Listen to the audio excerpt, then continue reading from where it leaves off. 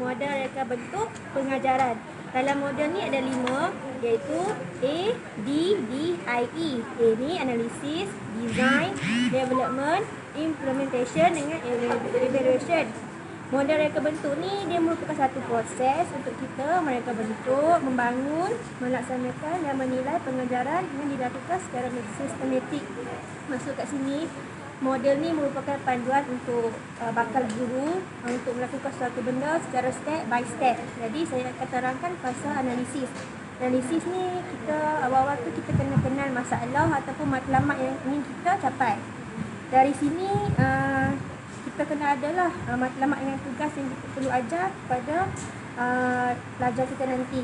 Lepas tu kita masuk kepada fasa design, reka bentuk. Reka bentuk ni selepas analisis selesai, peringkat design ni dilakukan. Dalam peringkat design ni ada beberapa elemen lah, iaitu menulis siapa yang hendak disasarkan, menjalani analisis pembelajaran, menulis objektif.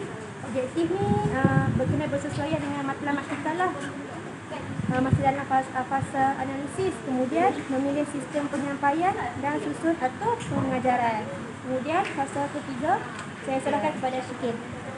Fasa ketiga akan disambungkan oleh saya. Okey, fasa ketiga ini fasa development, iaitu fasa pembangunan.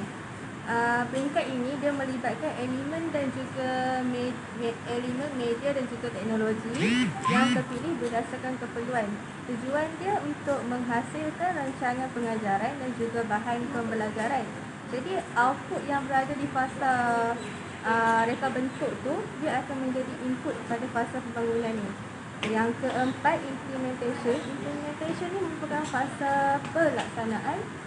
Okey, pada peringkat ini bahan pengajaran telah disediakan dan akan digunakan dalam keadaan sebenar. Contohnya projek multimedia yang telah disiapkan akan diuji kepada pengguna sebenar bagi mengenal pasti kesilapan semasa proses pembangunan projek berlaku.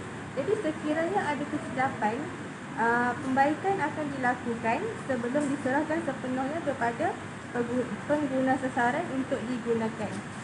Dan yang fasa yang terakhir iaitu fasa evaluation, iaitu fasa penilaian. Fasa penilaian ini terbahagi kepada dua, formatif dan juga sumatif. Fasa formatif ni dia merangkumi setiap fasa dalam proses EDDIE, dan juga penilaian formatif ini seharusnya dilakukan terhadap semua peringkat untuk memastikan keberkesanannya. Manakala sumatif pula yang melibatkan reka bentuk pengujian spesifik yang memerlukan maklum balas daripada pengguna. Contohnya dari segi isi kandungan, strategi, elemen multimedia dan melalui kaedah temu bual, soal sedikit, penilaian dan juga pengujian. Dan di fasa ini juga berlaku di peringkat akhir sesuatu projek dan juga berhasilan pengajaran diselesaikan. Terima kasih.